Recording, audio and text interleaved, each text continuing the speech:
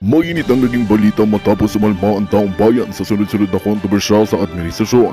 Ilang opisyal mula sa Philippine Military Academy ang nagkumpisal na sa mga detalye na umano'y katiwalian. Dahil dito si Pangulong Kuting Jr. ay formal nang pinaiimbestigahan ng Korte Suprema. Ayon sa kumpisal ng naturang PMA officer, may mga dokumento at impormasyon na nag-uugnay kay PBBM sa ilang mga kaduda-dudang transaksyon at desisyon. Ang kanyang revelasyon ay lalong nagpagulo at umiinit na sitwasyon sa pamahalaan. Kasabay nito ang taong bayan ay lalong nagbayag ng galit at kawalang tiwala na nagdulot ng mas malakas na panawagan para sa masusing imbestigasyon sa Pangulo at sa kanyang administrasyon. Habang umuusad ang imbestigasyon, hinihikayat ng publiko ang Korte Suprema na manatiling patas at malinaw sa kanilang magiging desisyon. Ang mga pangyayaring ito ay tinuturing na makasaysayan lalo na't maaaring magdulot ng malaking pagbabago sa kasalukuyang pamahalaan. Sa kabila ng kaguluhan, nananatili ang panawagan ng taong bayan para sa katotohanan, hustisya at tunay na paglilingkod mula sa mga lider ng bansa. At yan nga ang balitang ating pakakatutukan. Ngunit bago ang lahat, siguraduhin mag-subscribe at ihit ang notification bell para sa patuloy na pagtutok sa mga silap ng bagong balita sa tunay na boses ng bansa.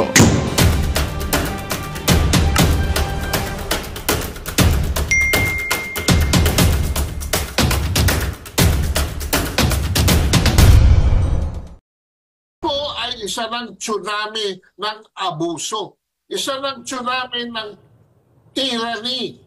No? Opo. So yan, ang para sa akin, at yan ang ginagawa namin ngayon, pagbalik ko sa Maynila, meron akong isang grupo ng mga 20 tao na magmi-meeting kami, may mga kasama kami mga retired mayors, at plaplanuhin na namin kung paano ma-excise ang cancer from our midst.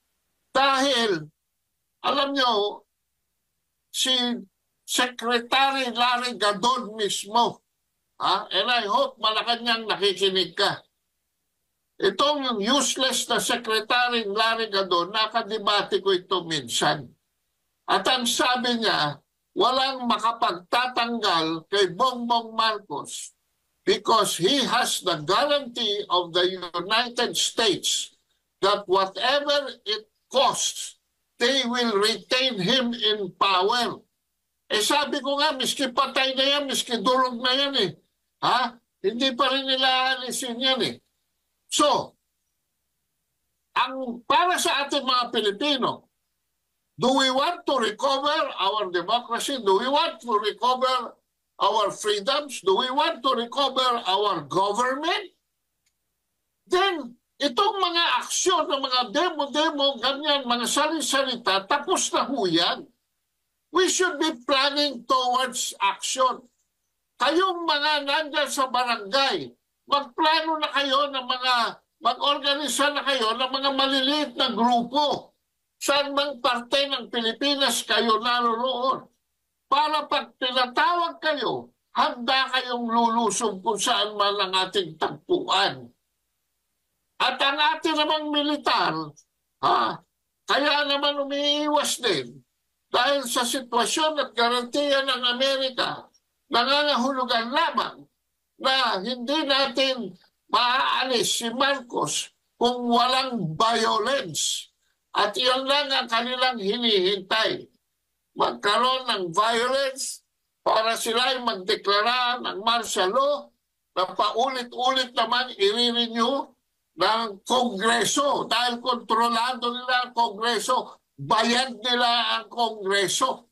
At ako'y nagugulat na katulad dyan si Barbers na taga Mindanao ay walang simpatya sa mga taga Mindanao. Yang katulad ni Tamayo, na galing sa Mindanao. Eh bakit kayong mga taga Mindanao ay bumoboto rin ng mga taong ganyan? Si Inday Sara ay nag-apologize na sa bayan sa kanyang pagsuporta at paghingi sa KOJC ng boto nila para kay Bongbong Marcos. Silang gawing tropeo sa buhay ni Pastor Kibuloy na gusto nilang dalhin sa Amerika. Papayag ba kayo? Alam nyo, kababayan, pangatlong pagkakataon ko lang dumating dito. 2 beses ako sa EDSA. At ito ngayon ang 3 beses ko. Saksi dyan si Bisdak na kakwentuhan ko. Try nyo sa kanyang vlog na nandun po ako na ini-interview niya. At ako din po ang humingi kay Agent Morales na mag-opening prayer noong August 16. Dama ko sa aking puso ang pagmamahal ng ating Ama sa Langit na ang laban na ito ay ating ipapanalo. Because Goliath was defeated by David because God was with David. Yun lang po. Maraming salamat.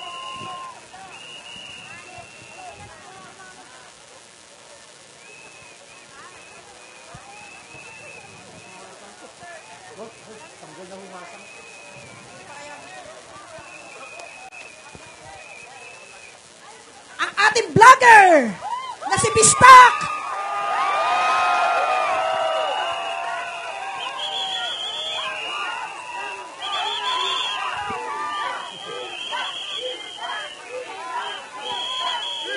Mga kapwa ko Pilipino, seryoso na ang laban nating ito. Sa mga political vlogger, saludo po kami sa inyo. Sa Ensaymada vlogger na nandito, sumama ka na sa amin. Alam namin nandito ka, pero hihikayatin namin kayo na sumali po kayo sa tunay na mga nagmamahal sa Pilipinas. Hindi ako rallyista, hindi ako sanay magsalita sa maraming mga tao. Sanay lang ako magsalita sa studio. Pero, kailangan po natin magsalita sa mga panahong ito dahil ang namumuno sa ating bansa ay mga demonyo!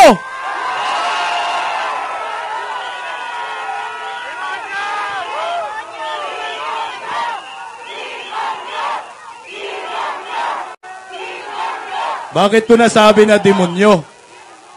Bakit nasabi ko na demonyo? Mantakin mo yan. Pambihira.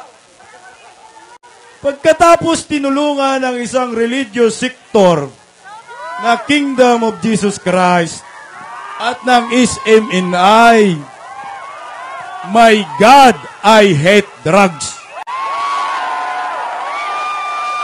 Pag! Sabi ni Tatay Digong.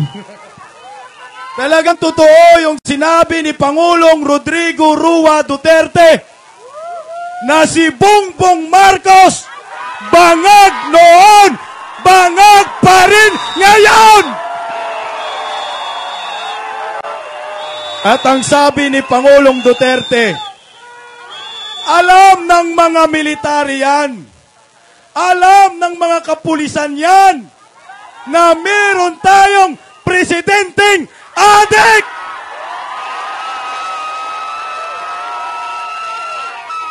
Ang presidenteng ito, ang pinakamakapal na mukha. Ang presidenteng ito, ang pinakawalang utang na loob. Isipin nyo, noong nakaraang eleksyon 2022, lahat ng mainstream media na nasa harapan natin ngayon, kalaban ni Bongbong Marcos ang mga yan. Sino lang ang kakampi ni Bongbong Marcos? Animal SMNI lang. Lahat ng black propaganda ng mga mainstream media, sinalo lahat ng SMNI. Ni Malnyor, ang kapal ng mukha mo, dinimpinsahan ka ng SMNI laban sa mga bayarang media. Nimal, magalit kayo, totoo naman. Oh. Aba, naluko, nanalo. Nanalo, no? Nanalo. Ngayon, eto na, presidente na siya ngayon. Lahat ng mga kalaban niyang mga mainstream media, kakampi na. At ang kakampi niyang isiminay, kalaban na. Nimal, no? Di pa nakontinto? Gusto pang ipakulong si Pastor Kibuloy? Aba? Anong klaseng utak yan? Ito na yata yung sinasabi ni ex-PDEA agent Jojo Morales. Epekto na ito ng pulburon talaga? Praning na! Praning na! Niwal, praning na daw. My God! Anong klaseng pag-iisip yan? Matino pa ba yan? Yan ba ang pag-uugali ng isang Pilipino? Hala ka diha? Nabuang na gyud. Hindi pa nakontento. Pinadala si Diwaturi doon sa QJC compound. Aba, naloko, no? Gustong agawin ang kaharian ng Kingdom of Jesus Christ. Nabaliktad na nga eh. Nabaliktad na nga. Yung may-ari ng Kingdom of Jesus Christ compound, yan na yung bawal pumasok sa loob.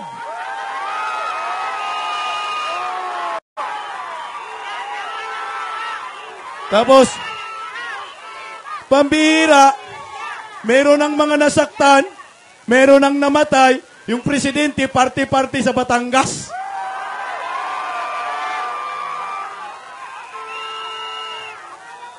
Kung si Tatay Digong yan, pinagmumura na yung mga kapulisan dyan.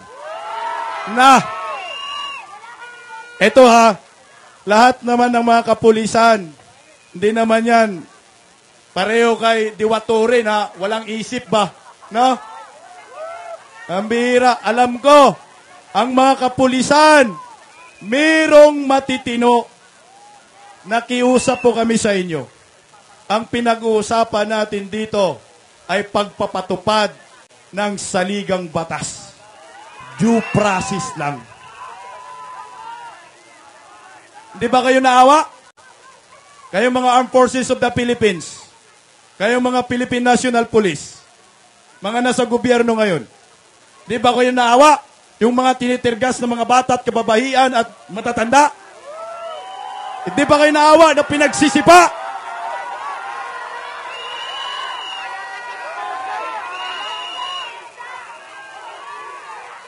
Mga Pilipino ba kayo?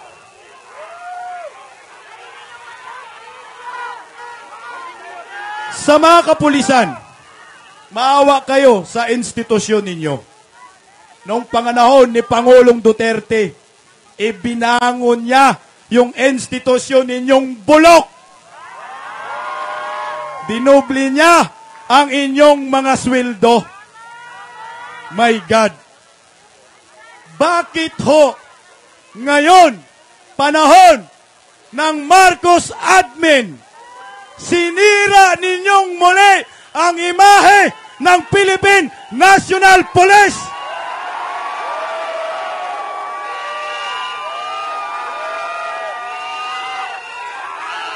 Duterte! Duterte! Duterte! Duterte!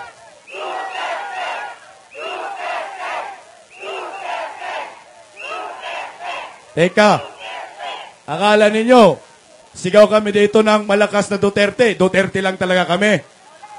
Sa panahong ito, hindi na natin kailangan ng kulay-kulay. Hindi na natin kailangan dilaw ka man, pinklawan ka man, pulaan ka man, green ka man. Basta ikaw ay Pilipino. Kasama ka sa pinaglalaban ng bawat Pilipino.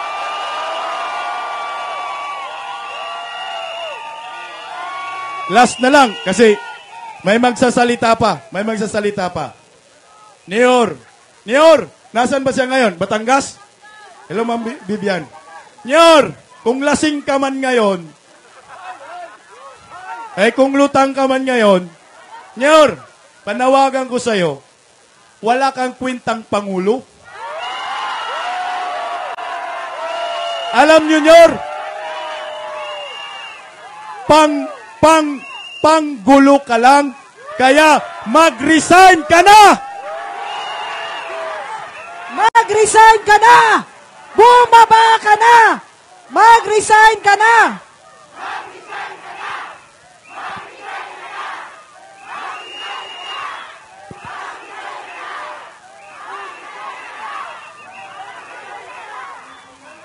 Ako na kagad.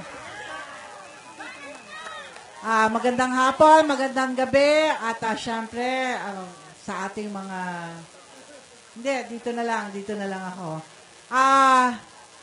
Tama na! Sobra na! Mag-resign ka na! Yan po ang dapat na panawagan natin dahil sasabihin ko, meron tayong bangag na administrasyon unless he proves it otherwise.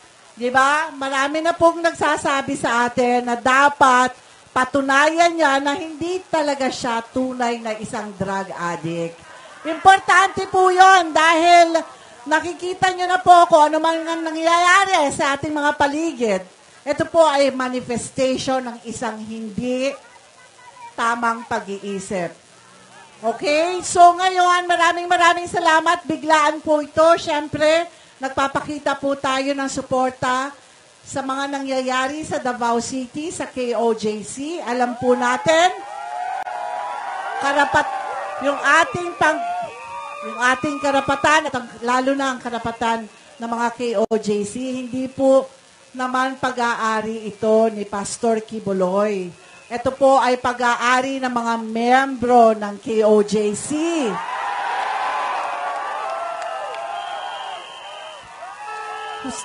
Hustisya! Di ba? Hustisya.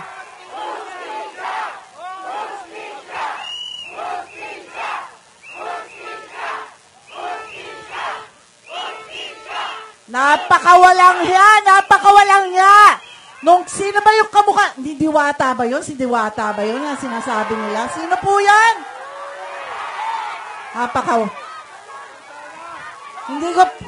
Hindi ko po alam kasi dapat po ang PNP ang nagpoprotekta sa taong bayan. Maling-mali po yung mga ginagawa nila, masakit sa dibdib. Ako, 2 araw na akong umiiyak. At syempre, si Atty. Harry Roque. Sabi nga niya, ilang taon na yan? Attorney na, hindi ka nakukulong, di ba? Ha? 58 years? Inaamin mo na may 58 years. Mukhang bagets pa po si Atty. Harry Roque. Pero sobra na po. Talaga pong sobra na. Kailangan po talaga magising na ang taong bayan. Hindi lang po kasi, marami pong issues eh. Hindi ko na iisa-isahin. Yung PhilHealth, isa pa yon. Bakit? Palagay ko, kaya nila ginawa ito dito sa Davao, dito sa KOJC, para pagtakpan dahil alam nila. Alam na natin na ninanakawan nila ang PhilHealth. Ito, contribution po ng taong bayan. Bakit kailangan po nilang kunin? Diba? Bakit kailangan nila? Well, para sa akin, pag nanakaw yun eh. Diba?